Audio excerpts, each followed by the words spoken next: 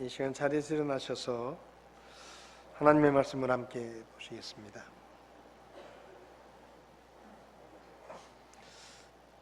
마태복음 1장 21절에서 23절까지 말씀을 우리 한 목소리로 같이 읽도록 하겠습니다. 21절에서 23절입니다. 그녀가 아들을 낳으리니 너는 그의 이름을 예수라 하라. 이는 그가 자기 백성을 그들의 죄들에서 구원할 것이기 때문이라 하니라. 이제 이 모든 일이 일어난 것은 주에 관하여 대언자를 통해 말씀하신 것을 성취하려 하심이라. 이르시되 보라, 처녀가 아이를 베어 아들을 낳을 것이요 그들이 그의 이름을 임마누엘이라 하리라 하셨으니 이것을 번역하면 우리와 함께 계시는 하나님이라는 뜻이라. 아멘. 자, 잠시 기도하시겠습니다. 하나님 아버지, 지금도 살아 계셔서 우리를 보시고 우리를 아시고 우리의 필요들을 채우시며 우리를 지키시는 우리 하나님이 살아계신 하나님이심을 감사합니다.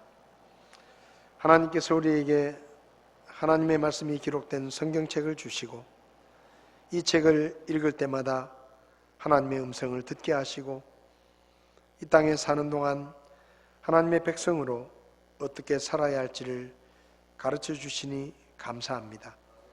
오늘도 주의 말씀으로 저희들을 가르쳐 주시고 이 성탄의 계절에 다시 한번 우리가 우리와 함께 계시는 하나님을 기억하며 하나님 앞에 영광을 돌릴 수 있도록 저희들을 도와주시옵소서. 부족한 종을 주님께서 써주실 것을 믿고 감사드리며 예수님의 이름으로 기도했습니다. 아멘. 네, 자리에 앉으시겠습니다. 2024년 또 한 번의 성탄을 맞이하면서 성탄을 통해 나타나신 하나님에 관해서 말씀을 나누고 있습니다. 첫 시간에는 아담과 하와가 죄를 지었을 때 하나님께서 그들을 벌하시기보다 하나님의 아들을 이 땅에 보내셔서 그들의 죄를 용서하시려고 하는 그 용서의 계획을 세우셨던, 죄를 벌하시기보다 오히려 용서하기를 원하시는 하나님에 대해서 말씀을 나누었습니다.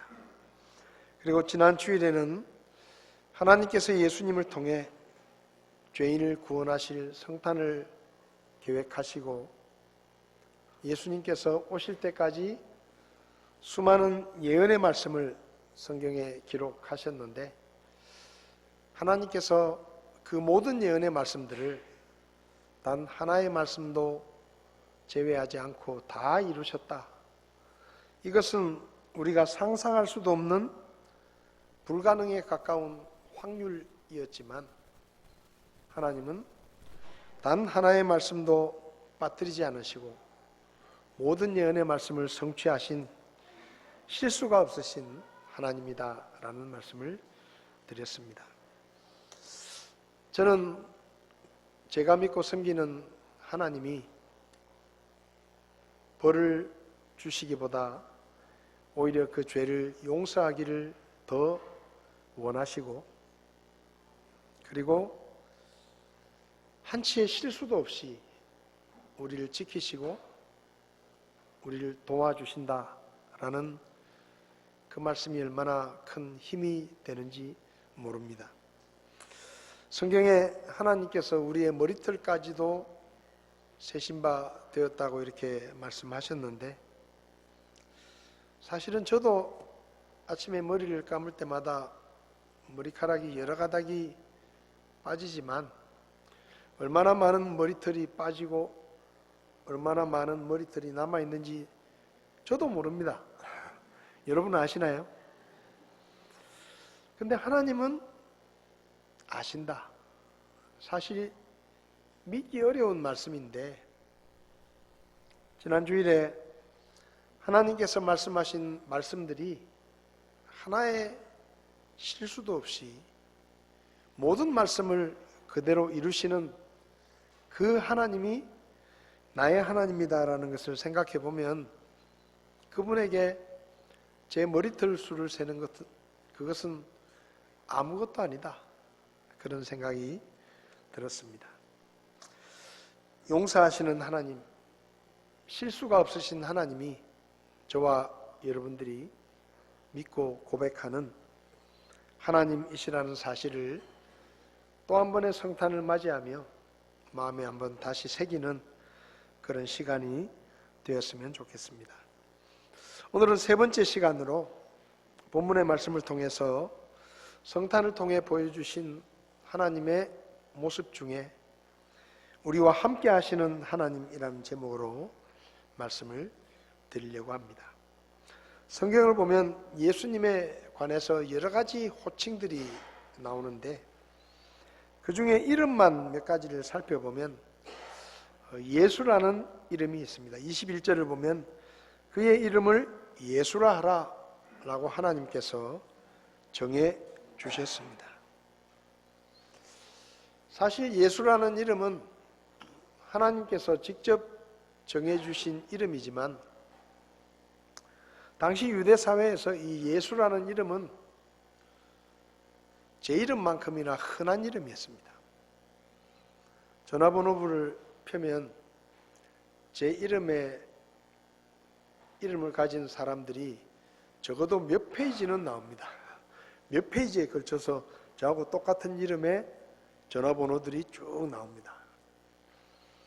그러니까 당시 유대 사회에서 예수라는 이름은 한 세 집 건너 한 집에서 쓰는 평범한 이름이었습니다. 그리고 많은 사람들이 쓰는 이름이었습니다. 사해 근처에서 발견된 1세기 유대 문서를 보면 한 여인의 상속에 관한 재판 기록이 나오는데 그 기록에 그 여인의 남편 이름이 예수이고 시아버지 이름도 예수이고 아들의 이름도 예수다 이렇게 적혀 있습니다. 그러니까 예수라는 이름은 아주 흔한 이름이었습니다. 고대 유대교의 변증서라고 하는 아리스테아스의 편지라는 짧은 편지가 있는데 그 편지를 보면 구약 성경을 헬라어로 번역한 70인역이라고 하는 그리스어로 된 성경이 있는데 그 70인역을 번역할 때 참여했던 사람이 72명입니다. 그런데 그 72명의 유대인 학자들 중에 3명이 예수라는 이름을 가지고 있었다라고 기록하고 있습니다. 그러니까 예수라는 이름은 아주 흔한 이름이에요. 원래 예수라는 이름은 구약의 여호수아라는 이름입니다. 히브리어로는 여호수아라고 하는데 이 여호수아라는 이름이 많이 쓰이다가 포로기 이후에는 예수아라는 이런 표현으로 바뀌고 그리고 그리스어로 번역할 때 70인역에서 예수 이런 표기를 했는데 이게 영어로 Jesus 그리고 우리는 그 음을 따서 예수라고 번역을 했습니다. 그러니까 예수라는 이름은 예수님 당시에 유대 사회에서 많은 사람이 쓰고 있었던 이름인데 이 이름을 하나님께서 하나님의 구원자이신 하나님의 아들에게 이름을 지어 주심으로 이 예수라는 이름은 평범한 이름이 아니라 특별한 이름이 되었습니다. 이 예수라는 말의 뜻은 구원자라는 말입니다. 그러니까 이스라엘 백성들은 특히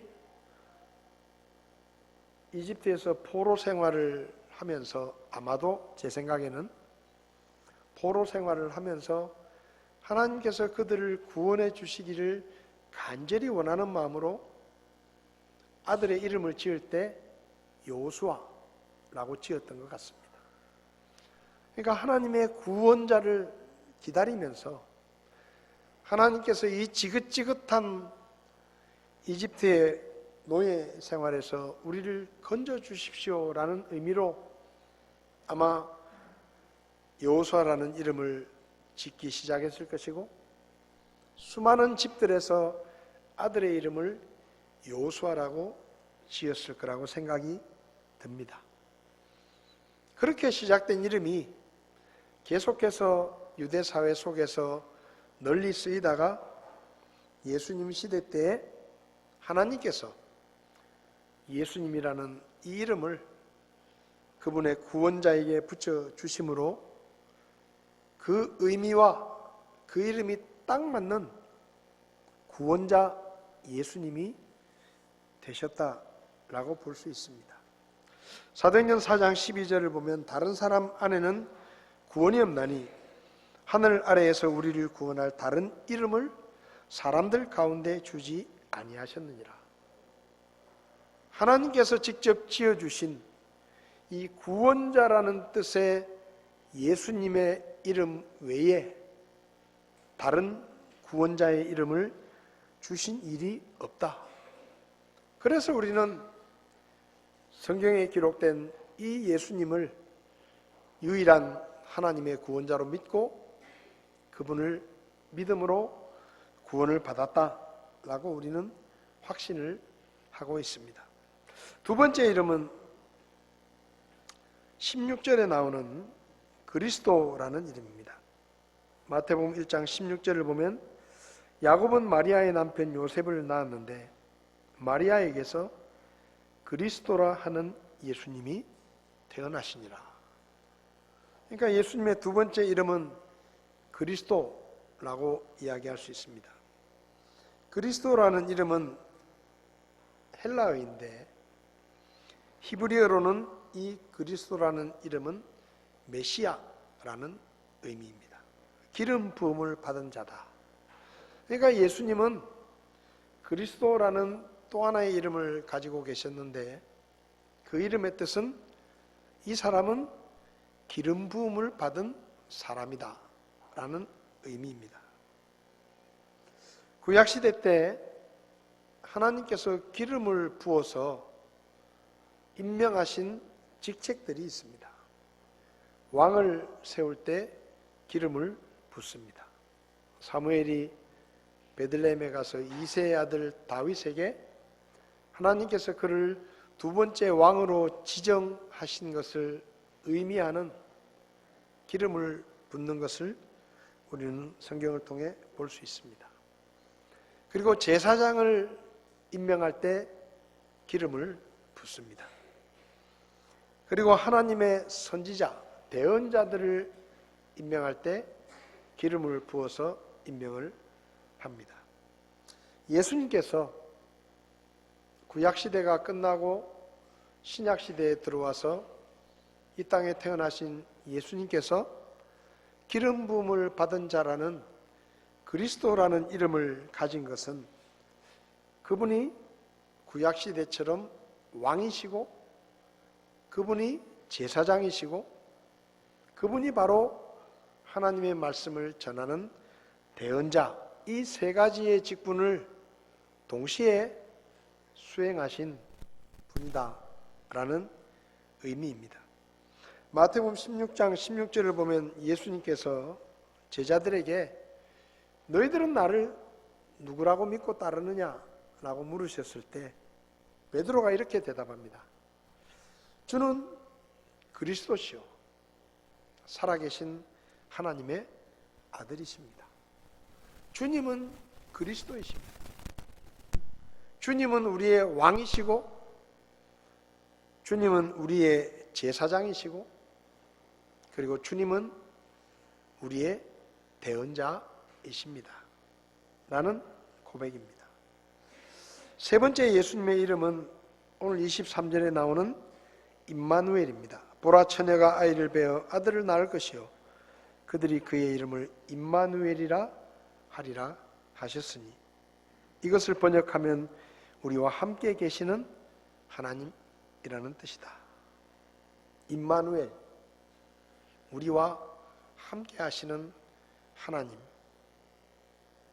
임마누엘이라는 이름은 예수님이란 분이 그저 단순한 한 사람이 아니라 이분은 바로 하나님이시다. 우리 눈에 보이지 않는 영적인 존재이신 하나님께서 우리가 눈으로 볼 수 있는 사람의 몸을 입고 이 땅에 오신 분이 바로 이 예수님이시다 라는 의미입니다. 요한복음 1장 14절을 보면 말씀이 육신이 되어 우리 가운데 거하심에 우리가 그분의 영광을 보니 아버지의 독생하신 분의 영광이요 은혜와 진리가 충만하더라. 말씀이 육신이 되어 우리 가운데 오셨다. 여기서 말씀은 요한복음 1장에 의하면 하나님과 함께 계셨고 하나님과 함께 이 우주 만물을 창조하셨던 삼위일체 하나님 중에 한 분이신 하나님이시다 라는 의미입니다. 예수님은 사람이 아닙니다. 사람의 몸을 입고 오셨지만 그분은 하나님이십니다. 그것이 임마누엘의 이름의 의미입니다. 2024년 또 한 번의 성탄을 맞이합니다. 해마다 맞이하는 성탄이기에 또 성탄이구나, 별 큰 의미 없이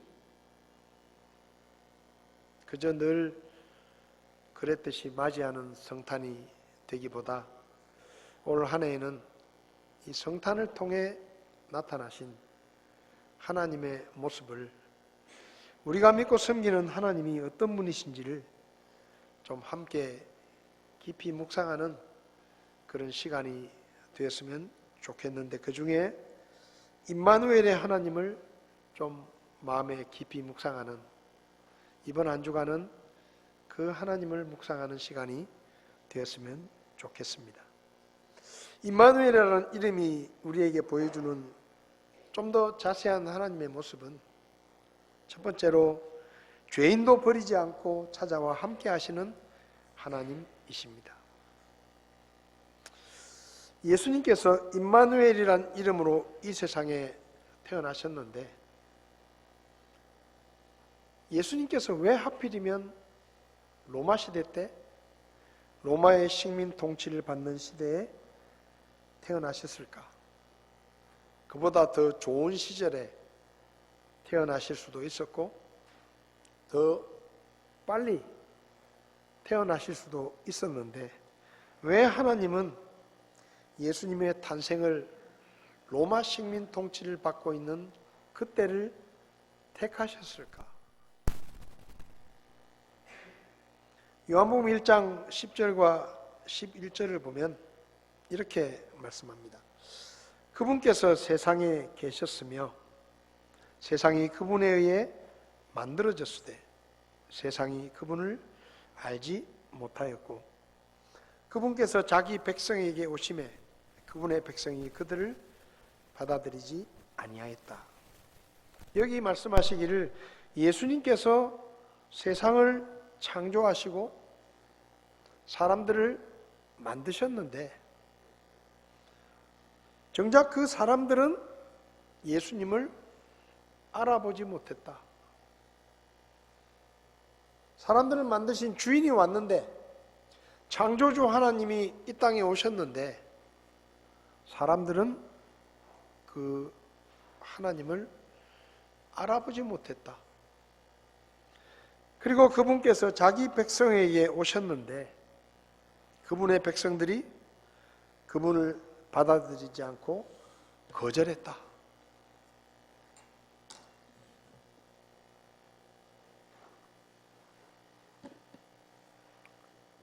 여러분, 하나님께서 이 세상에 오실 때 왜 하필이면 사람들이 창조주 하나님이시라는 것을 알아보지 못할 때 오셨을까요? 자기가 나타나면 모든 사람들이 어이구 하나님이 오셨다라고 다 알아볼 수 있는 시대에 오시지 않고 사람들의 눈이 죄로 어두워져서 창조주 하나님이 세상에 오셨는데도 그것을 알아보지 못할 정도로 악해진 시대에 왜 하필이면 그 시대에 오십니까? 좀 좋은 시절에 오시지. 자기 백성을 찾아오셨는데 그 백성들은 알아보지도 못했을 뿐만 아니라 그분을 밀어냈습니다. 거절했습니다.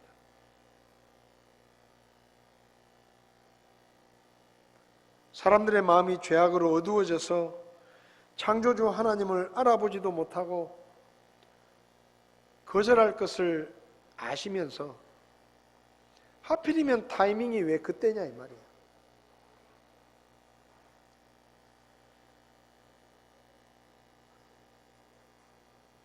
하나님께서는 사람들이 악하고 하나님을 알아보지 못하고 심지어 하나님을 거절할 정도로 악해져 있는 사람들과 함께 하시기 위해서 찾아오셨습니다. 너희들은 쓸모가 없다. 버리실 수도 있어요. 점점점 더 악해져 가는구나 라고 버리실 수도 있습니다. 그런데 예수님은 그 죄악으로 어두워진 세상, 사람들의 눈이 어두워져서 창조주 하나님을 알아보지도 못하고 그분을 거절하고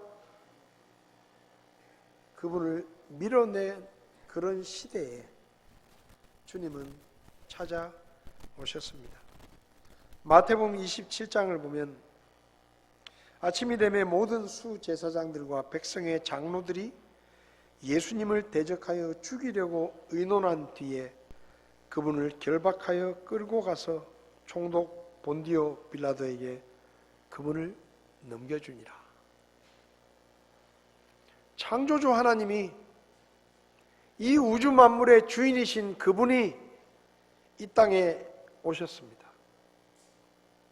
근데 이 땅은 그분을 알아보지 못하고 여기 보면 죽이려고 의논하고 그분을 결박하여 끌고 빌라도에게 데리고 갑니다. 이걸 예수님이 모르셨을까요? 다 알고 계셨어요.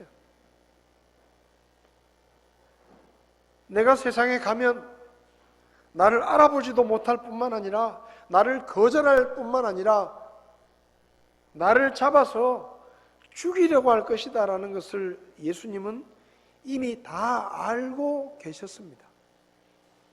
그런데도 그분은 임마누엘의 이름으로 찾아오셨어요. 여러분 생각해 보세요. 어느 나라의 왕이 그 나라를 비우고 잠시 다른 나라에 나가 있었는데 그 나라에서 폭동이 나고 이제 자기가 들어가면 거기 가서 붙잡히게 되고 백성들이 자기를 가두게 될 것이고 심지어는 죽이려 할 것이라는 것을 그런 상황이 되면 어느 나라의 왕이 자기 나라로 돌아가겠습니까? 안 가죠.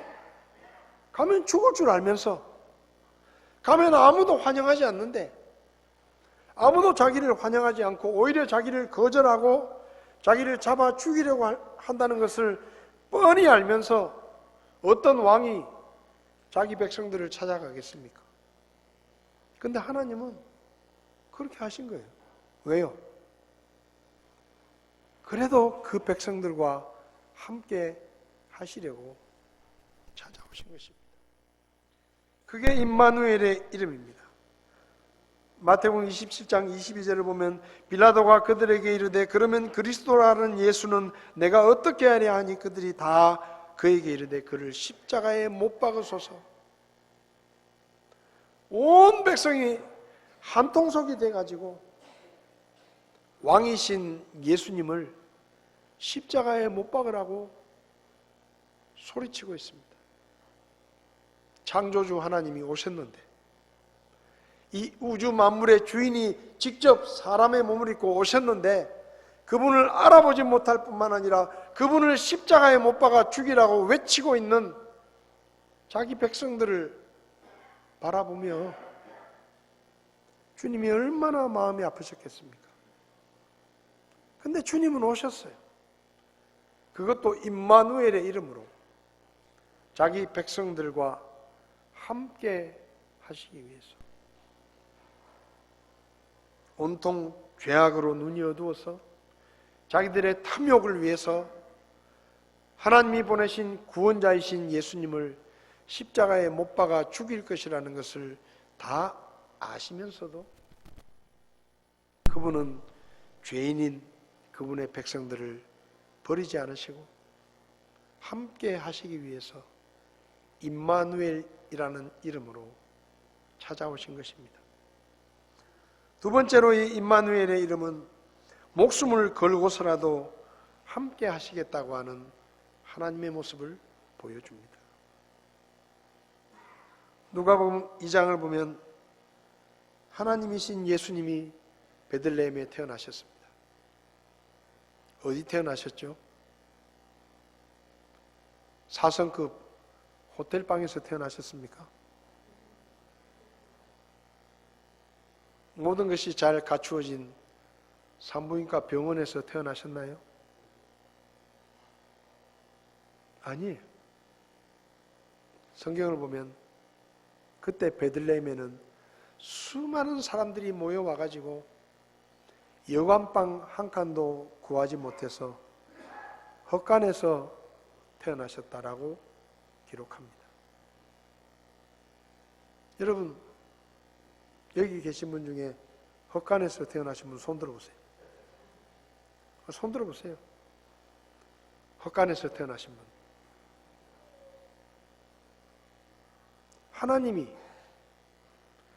하나님이 이 세상에 오시는데 헛간에서 태어나십니다. 어디 누이셨죠? 구유에 누이셨어요. 저는 어릴 때 시골에서 자랐기 때문에 제가 직접 짚을 잘라서 여물통에 넣어가지고 소를 먹여 왔습니다. 구유는 그 여물통입니다. 짐승들에게 먹이를 주는 온갖 짐승들의 더러운 침과 더러운 것들이 가득 묻어있는. 근데 예수님이 하나님이신 그분이 방 한 칸이 없어가지고 헛간에서 태어나신 것도 기가 막히는데 그 짐승들의 더러운 침이 묻어있는 그 구유에 누이셨어요.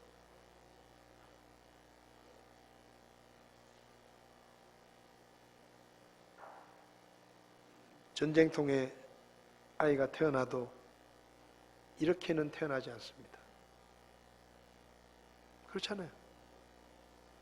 전쟁통에 아이가 태어나도 헛간에서 태어나가지고 여물통에 눕혀지는 이런 일은 없습니다. 근데 하나님이신 그분께서 창조주 하나님이 이 땅에 오셨는데 헛간에서 태어나시고 말 구유에 짐승들의 먹이를 주는 그 구유에 누이셨어요. 있을 수 없는 일입니다.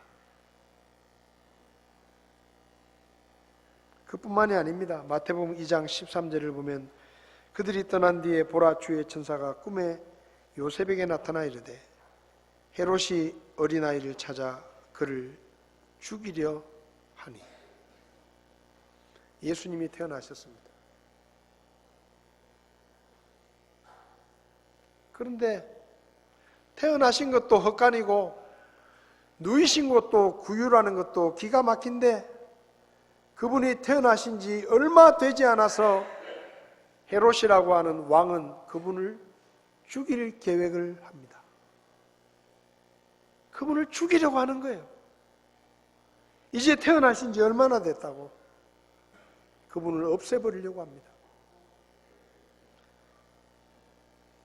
마태복음 2장 16절에 이에 헤롯이 자기가 지혜자들에게 우롱당한 줄 알고 심히 노하여 사람을 보내 자기가 지혜자들에게 부지런히 물은 때를 기준으로 베들레헴과 그것의 모든 지경 내에 있던 2살 아래의 모든 아이들을 죽였다.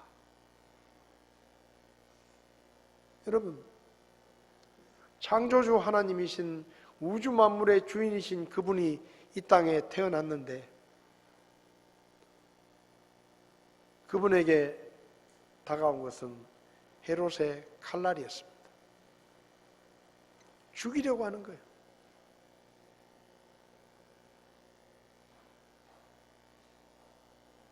기가 막히지 않습니까? 하나님이 이 땅에 오셨는데 못 알아본 것뿐만 아니라 죽이려고 하는 거예요. 마태복음 20장 28절에 이와 같이 사람의 아들도 섬김을 받으러 오지 아니하고 도리어 섬기며 자기 생명을 많은 사람의 대속물로 주려고 왔다. 예수님이 말씀하십니다. 나는 죽으러 왔다. 죽으러 왔다. 내 목숨을 많은 사람의 대속물로 주기 위해서 내가 태어났다는 거예요. 이 세상 모든 사람들은 살기 위해서 삽니다. 살기 위해서 수천만 원의 돈을 주고 수술을 하고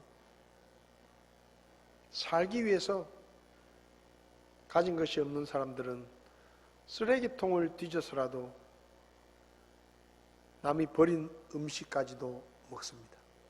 살기 위해서. 사람들은 다 살기 위해서 살아요. 아무도 죽기 위해서 사는 사람 없습니다. 살기 위해서. 근데 주님 말씀하십니다. 나는 죽기 위해서 왔다. 내 목숨을 많은 사람의 대속물로 내주기 위해서 찾아왔다. 목숨을 내어주시려고 임마누엘의 이름으로 오신 것입니다. 우리와 함께 하시기 위해서 그분은 목숨까지도 내어놓고 이 땅에 오신 거예요. 여러분, 우리가 믿고 섬기는 하나님이 죄인인 우리를 버리지 않고 찾아와 주시고 우리를 위해 목숨을 내어주시려고 임마누엘의 이름으로 이 땅을 찾아오셨습니다. 헤롯의 살해 위협과 온몸이 찢겨나가는 채찍질, 십자가에 못 박혀 6시간 동안 온몸이 찢겨나가고 물과 피를 다 쏟으시며 그분의 생명을 우리에게 내어주시려고 죽으러 오신 거예요. 그게 임마누엘이에요. 우리와 함께 하시기 위해서 그분은 자기 목숨을 대가로 치르신 것입니다. 우리와 함께 하시려고. 세 번째로 임마누엘의 이름은 영원히 우리와 함께 하시는 하나님을 우리에게 보여줍니다.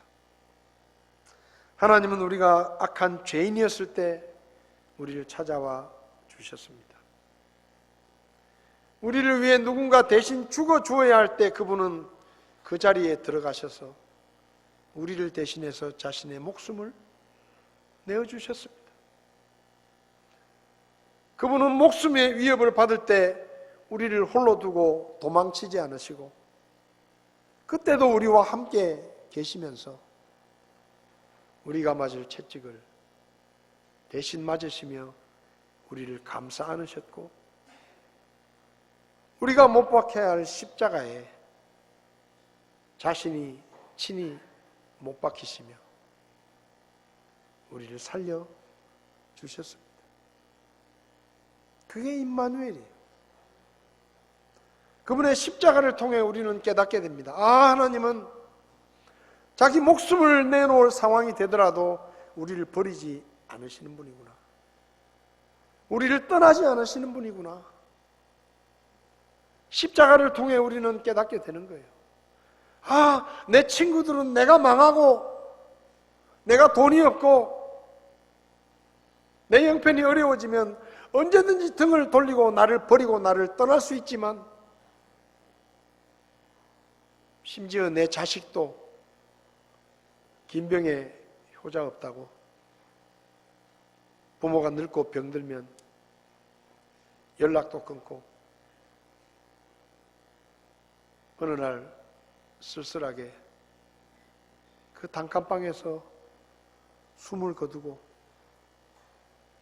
두세 달이 지난 후에 발견이 돼서 동사무소에서 자식들을 찾아가지고 전화를 합니다. 당신 어머니가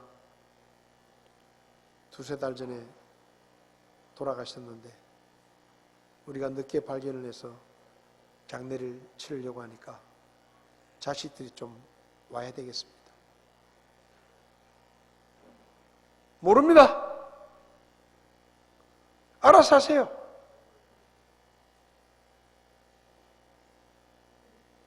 그게 남 얘기 같죠? 대구 땅에서 혼자 고독사로 돌아가시고 자식들이 그 시신을 인수하기를 거절해서 시에서 돈을 들여서 쓸쓸한 장례식을 치르는 분들이 얼마나 많은지 아세요? 자식들도 버립니다. 돈 없고 힘 없고 병들면. 근데 하나님이신 그분은 우리를 위해 자기 목숨을 내어줘야 된다는 것을 아시면서도 그분은 오셨어요. 그리고 우리를 대신해서 기꺼이 십자가에 목숨을 내어 주셨습니다. 그게 하나님이에요. 우리가 더 더러워지고 우리가 병들고 쓸모없어지고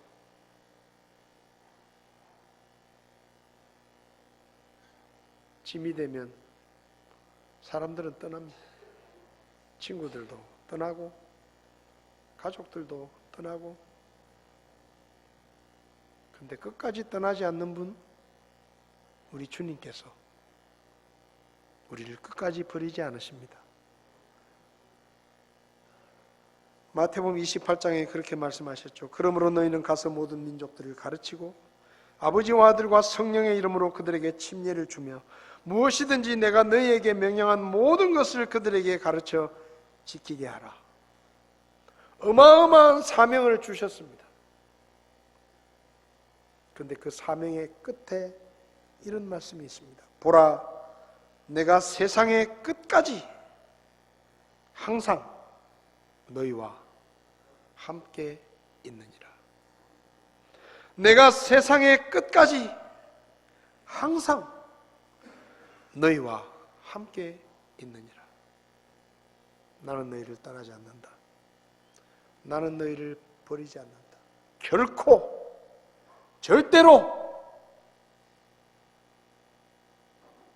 끝까지 나는 너희와 함께한다. 이사야 41장 10절에 너는 두려워하지 말라. 내가 너와 함께하느니라. 놀라지 말라. 나는 내 하나님이니라. 내가 너를 강하게 하리라. 참으로 내가 너를 도와주리라.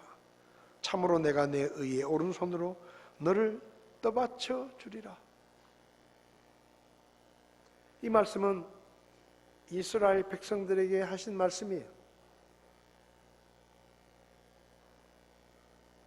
하나님은 왕이시고 이스라엘 백성은 하나님의 백성입니다. 왕이 백성들을 향해서 말합니다. 내가 너를 떠나지 않고 너와 함께 할 것이다. 두려워하지 마라. 놀라지 마라. 다니엘서 3장에 24절부터 보면 그때 느부갓네살 왕이 깜짝 놀라 급히 일어나 자기의 조언자들에게 말하여 이르되 우리가 세 사람을 결박하여 불 한가운데로 던지지 아니하였느냐 하니 그들이 왕에게 대답하여 이르되 오 왕이여 올소이다 하며 그가 응답하여 이르되 보라 내가 보니 결박이 풀린 네 사람이 불 한가운데서 걷고 있는데 그들이 아무 해도 입지 아니하였고 그 넷째의 형체는 하나님의 아들과 같도다. 다니엘의 세 친구 사드락, 메삭, 아벳느고가 믿음을 지키기 위해서 느부갓네살 왕의 신상에 절하기를 거절하고 평소보다 7배나 더 뜨겁게 달군 용광로 속에 던져집니다. 세 사람이 던져졌어요. 근데 왕이 보니 네 사람이 용광로 속에서 묶여 있는 게 아니라 산책을 하고 있는 거예요. 네 사람이. 왕이 깜짝 놀랐습니다. 야, 우리가 3명을 던져놓지 않았느냐? 맞습니다. 근데 왜 저기 4명이냐? 그 네 번째 사람이 누구예요? 하나님이십니다. 내가 너와 함께 하겠다. 두려워하지 마라. 놀라지 마라. 약속하셨어요. 그분은 7배나 뜨거운 용광로 속이라도 찾아오십니다. 그리고 약속을 지키십니다. 성경을 보면 이 결박된 채로 던져졌던 이 세 사람의 머리털 하나도 거슬리지 않았다 했습니다. 하나님은 그런 분이십니다. 하나님은 우리가 불타는 용광로에 던져지더라도 그분은 버리지 아니하시고 거기까지 찾아와 그들을 얼싸안고 그 뜨거운 불길로부터 그들을 지키시는 분이 하나님이십니다. 그분이 이스라엘의 왕이에요. 그런데 여러분, 우린 누굽니까? 우리는 그분의 백성이 아니에요. 우리는 그분의 자식들이에요. 우리는 그분의 자녀예요. 이스라엘 백성은 그분의 백성이었지만 우리는 그분의 아들이고 딸입니다. 그분의 백성을 구하기 위해서 불타는 용광로 속으로 찾아오셨던 하나님이 그분의 아들, 딸인 우리를 위해서는 어떻게 하시겠어요? 버리시겠어요? 우리가 쓸모없어지면 떠나시겠습니까? 우리가 약하고 병들고 우리가 실수하고 실패하고 넘어지면 그분은 너희는 더 이상 쓸모가 없다라고 말하며 황급히 우리 곁을 떠나실까요? 그렇지 않습니다. 그분은 7배 뜨거운 용광로 속이라도 찾아오셔서 우리와 함께 하시고 우리를 하나님의 나라로 인도하시고 영원히 우리와 함께 하시는 하나님이십니다. 그게 임마누엘이에요. 우리와 함께 하시는 하나님. 히브리서 13장 5절부터 보면 그분께서 이르시되 내가 결코 너를 떠나지 아니하고 너를 버리지 아니하리라 하셨느니라. 그러므로 우리가 담대히 말하되 주는 나를 돕는 분이시니 사람이 내게 무엇을 행하든지 내가 두려워하지 아니하리라. 여러분, 우리는 두려워할 이유가 없습니다. 우리는 무서워할 것이 없습니다. 우리는 하나님께 버림받을까 봐 걱정할 필요가 없습니다. 세상 끝날까지 항상 너희와 함께 하시겠다고 약속하셨고 오늘까지 함께 하셨고 내일도 모레도 주님 앞에서는 그날도 하나님의 나라에 들어가는 그때도 주님은 우리와 함께 계실 것입니다. 여러분은 절대 혼자가 아닙니다.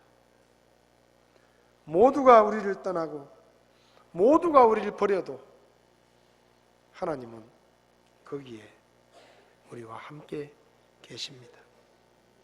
감리교를 세웠던 요한 웨슬레라는 목사님이 숨질 때 이런 말씀을 유언으로 남겼다고 합니다. 자기를 지켜보고 있는 사람들에게 세상에서 제일 좋은 게 뭔지 아나? 하나님이 우리와 함께 하신다는 사실이네. 그렇게 얘기를 했다는 거예요. 숨지기 전에. 그리고 마지막으로 한 번 더 말한 게, 잊지 말게, 가장 좋은 것은 하나님이 우리와 함께 하신다는 거야 라고 고백하고 세상을 떠났다고 합니다. 여러분, 로또 복권에 당첨되는 게 가장 좋은 게 아닙니다. 으리으리한 아파트에서 최고급 승용차를 타며 부족함 없이 사는 게 가장 좋은 게 아니에요. 가장 좋은 것은 천지 만물을 창조하신 창조주 하나님이 아무것도 아닌 저와 여러분들과 함께 계신다는 사실입니다. 주님과 함께 있을 수 있다는 것, 그게 영광이고 그게 축복이고 그게 세상에서 가장 좋은 일입니다. 저와 여러분들이 성탄의 계절을 맞으며 다시 한번 임마누엘의 하나님을 묵상하고, 내가 주님과 함께 있구나, 내가 주님과 동행하며 살고 있구나, 그것을 감사하고 기뻐하며 자랑스럽게 영광스럽게 여기는 그런 성탄이 되었으면 좋겠습니다. 우리 자리에서 일어나시겠습니다.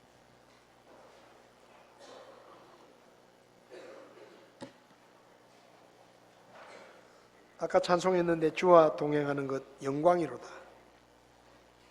나를 구속하신 주와 동행하는 이 영광, 내 영혼의 기쁨이로다. 나의 발길 가는 곳에 주가 함께 하시니 나의 평생 영광이로다. 우리 이 찬송 가사를 생각하시면서 함께 찬송하시겠습니다.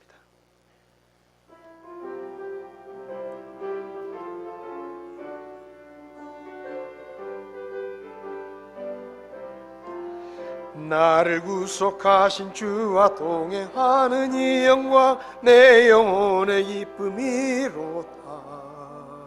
나의 발길 가는 곳에 주가 함께 하시니 나의 평생 영광이로다. 주와 동행하는 이 영광, 주와 동행하는 이 영광.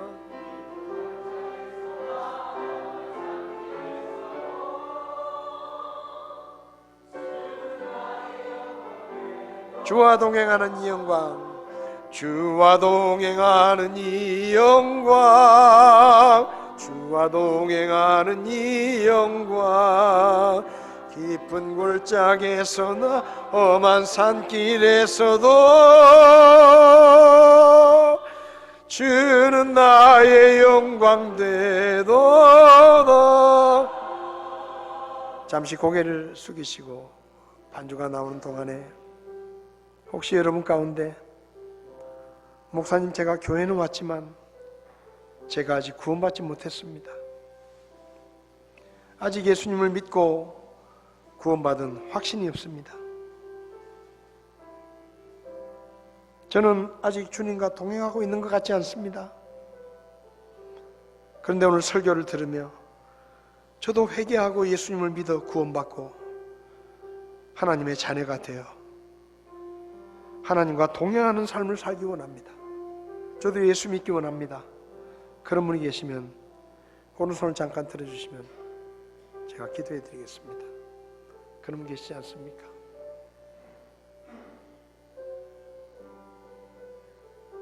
성도 여러분, 깊은 골짜기, 험한 바다, 풍랑이는 바다, 7배 뜨거운 용광로 속이라도 하나님은 우리를 떠나지 않으십니다. 바로 그곳에, 모두가 떠나버린 그곳에 임마누엘의 하나님이 우리와 함께 계십니다. 낙심하지 마십시오. 두려워하지 마십시오. 염려하지 마십시오. 이 성탄의 계절에 지금 여기에 나와 함께 계시는 임마누엘의 하나님을 묵상하며 하나님 앞에 감사하고 기뻐하고 찬양하며 성탄을 맞이할 수 있기를 바랍니다.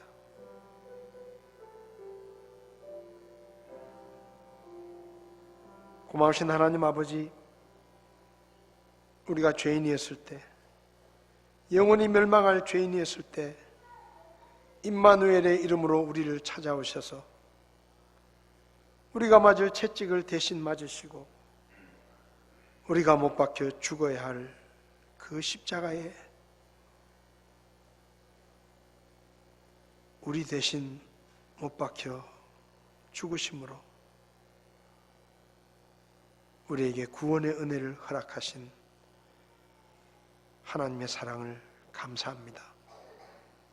또 한 번 성탄을 맞습니다. 임마누엘의 이름으로 우리를 찾아오셔서 우리가 약하고 더럽고 추하고 쓸모없는 그때에도 우리를 떠나지 않으시고 함께 해주신 하나님의 은혜를 기억하며 감사하며 기뻐하며 찬양하며 성탄을 맞이하게 도와주시옵소서. 예수님의 이름으로 기도했습니다. 아멘. 예배를 마치겠습니다.